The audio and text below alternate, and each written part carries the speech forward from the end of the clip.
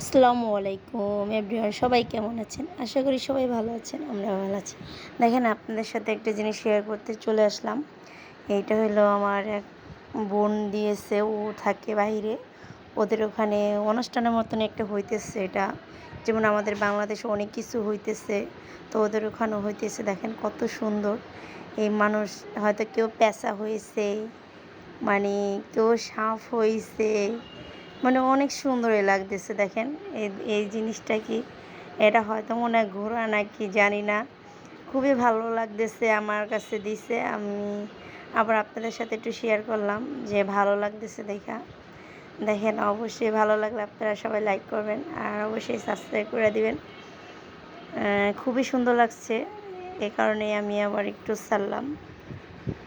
কত সুন্দর লাগতেছে। যেমন আমাদের দেশেও কিছু কিছু জায়গায় অনেক মানে হয়, আর ওদের ওইখানেও এরকমই কিছু।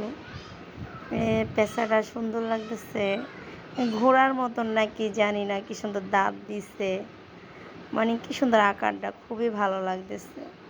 আর দেখেন মানুষ, এটা মুরগি নাকি ময়ূরের এটা কুকুর হয়েছে, কুকুর। দেখেন কুকুরটাও সুন্দর। আর এটা কি, এটা সাপ মনে হয় নাকি জানি না। দেখেন, আর ওটা কুকুর। মানে বাংলাদেশের যত রকমের জিনিস সবই হারা মনে হয় এটা বানাইছে। তো খুবই ভালো লাগতেছে দেখা, আমার কাছে ভালো লাগছে।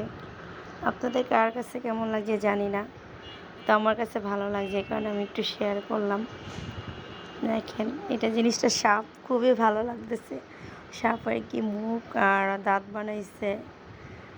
দেখেন মানুষ হয়তো নিচে জিনিসটা, এটা হচ্ছে মনে হয় ফোমের মতন। এটা দেখেন, ভিতরে ভিতরে মানুষে হয়তো দিয়ে রাখছে। তবে তারা কত কষ্ট করতেছে, কি তাদের ওইখানে এত হয়তো এটা নিয়ম, কি কোনো অনুষ্ঠান হইতেছে এরকম কিছু, কি আর তারা বছরে করে, যে কোনো জায়গার একটা আছে, ঠিক আছে। তাই আমার কাছে খুবই ভালো লাগলো। দেখেন সাপটা কি কত বড় বানাইছে।